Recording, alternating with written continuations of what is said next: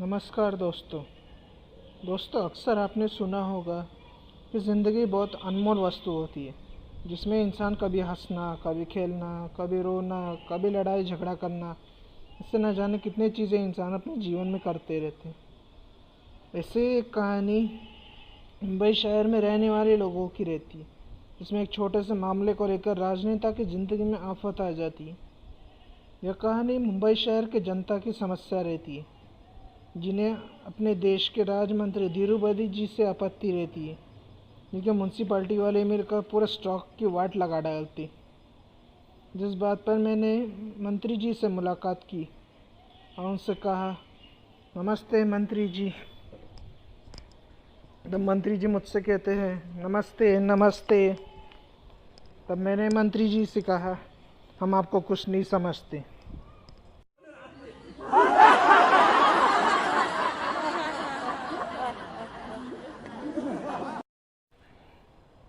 जब मंत्री जी मुझसे पूछते हैं, क्यों भाई, राजमंत्रियों को कुछ क्यों नहीं समझते, तो मैंने मंत्री जी से कहा, क्योंकि सर हमारे मुंबई की जनता आपकी मुंबई सरकार पर हंसते। तब मंत्री जी मुझसे पूछते, क्यों भाई। जिस बात पर मैंने मंत्री जी से कहा, सर आपकी मुंबई सरकार ने मिलकर जो किया है उसकी वजह से हंसते हैं। तब मंत्री जी मुझसे पूछते हैं, अच्छा ऐसा क्या किया है हमारी सरकार ने कि जनता उनके काम पर हंसती है। तब मैंने मंत्री जी से जो कहा उसे सुनकर मंत्री जी के होश उड़ जाते। तब मैंने मंत्री जी से कहा, सर जो भी किया आपकी सरकारों के म्यूनसिपाल्टी वालों ने किया है। तब मंत्री जी मुझसे पूछते हैं, अच्छा ऐसा क्या किया हमारी सरकारी म्यूनसिपाल्टी ने कि जनता उनका मजाक उड़ा रही है। तब मैंने मंत्री जी को सच्चाई बताते हुए कहा, सर आपकी सरकारी म्यूनसिपाल्टी के लोगों ने पूरे मुंबई का स्टॉक खाली करके ले गए। तब मेरी बात सुनकर मंत्री जी को हैरानी होती और फिर पूछते, क्यों भाई। तब मैंने मंत्री जी से कहा, क्योंकि सरकारी म्यूनसिपाल्टी वालों ने अपने कामगारों के जनता से सरकारी नियम तोड़ने के बदले में जो चालान का पैसा वसूली किया था, उस काम को करने के बदले में उनकी सरकारी म्यूनसिपाल्टी ने उनकी तनख्वाह नहीं दी।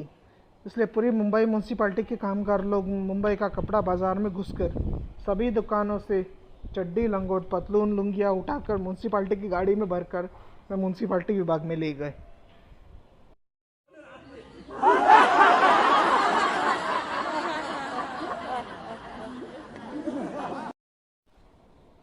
फिर म्यूनसिपाल्टी विभाग में सारे कपड़े, चड्डी, लंगोट, बनियान सब ले जाकर प्राइस टैग बदल के म्यूनसिपाल्टी वाले एयरलाइंस के ज़रिए दूसरे राज्य में बेच रहे। तो कुछ म्यूनसिपाल्टी वाले फ्रीलांसिंग करके डिलीवरी के सहारे दूसरे राज्य में बेच के पैसा कमा रहे हैं। तब यह बात सुनकर मंत्री जी को बहुत आश्चर्य होता है कि उनकी सरकारी म्यूनसिपाल्टी वाले क्या कर रहे हैं। जिस बात पर मंत्री जी हैरान होकर रोते हुए अपनी बात फरमाते हुए कहते, हे भगवान, क्या मुसीबत है यार।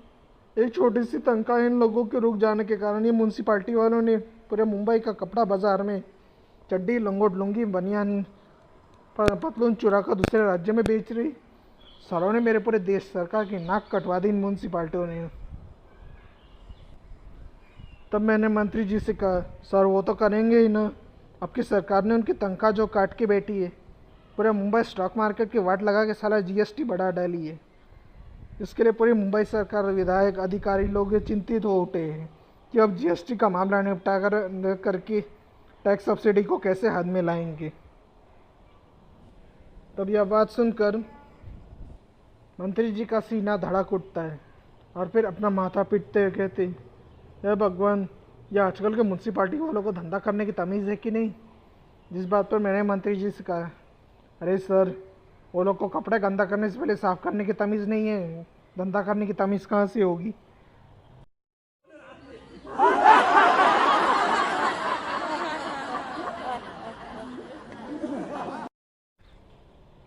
तब मेरी सुनी हुई बात मंत्री जी को बहुत चिंतित कर देती और वह दोबारा मुझसे पूछते हुए कहते, भाई ये म्यूनसिपाल्टी वालों ने स्टॉक कैसे खाली किया। तब मैंने पूछा, मतलब। तब मंत्री जी मुझसे क्यों पूछते, मतलब ये कि कौन सी गाड़ी लेकर गए थे स्टॉक खाली करने।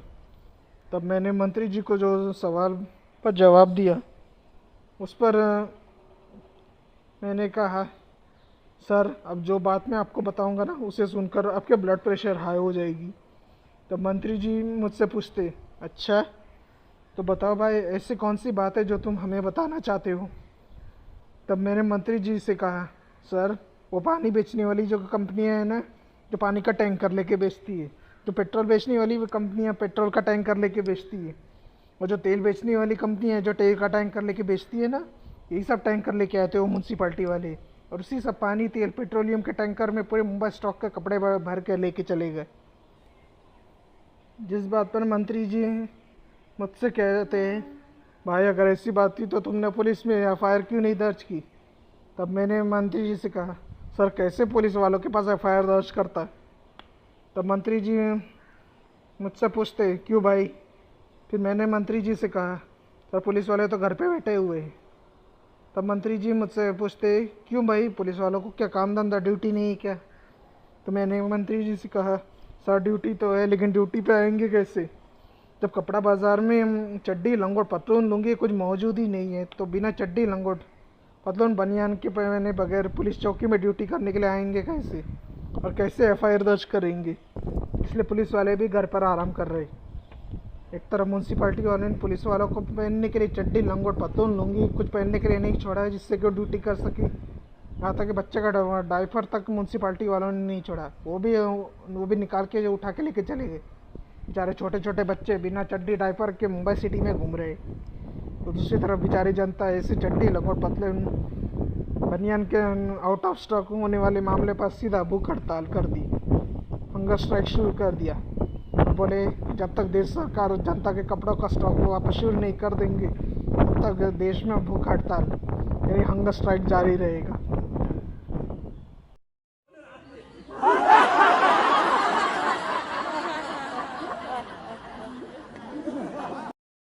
जिस मामले को सुनकर मंत्री जी का सीना बहुत ज़ोर से धड़क देता है और कहते, भाई ये कौन सी आफत आ गई है मेरे इस शहर में। छोटे मोटे चड्डी लंगोट के लिए जनता ने शहर में हंगर स्ट्राइक शुरू कर दिया। फिर मैंने मंत्री जी से कहा, सर वो तो करेंगे ना, आपके म्यूनसिपाल्टी वालों ने काम ही ऐसा किया है कि आपकी पूरी देश सरकार की नाक कटवा दी आपके म्यूनसिपाल्टी वालों ने, और देश की जनता का नुकसान करवा दिया। तो देश की जनता तो ऐसा कदम उठाएगी ही ना।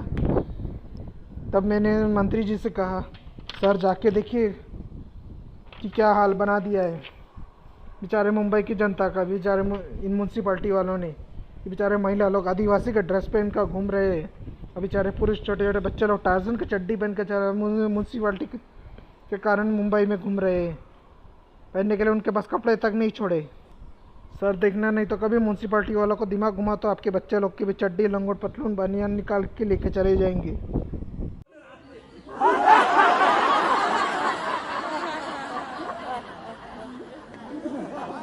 बात सुनकर पता नहीं मंत्री जी को क्या हो गया कि उधर ही बेहोश हो गए।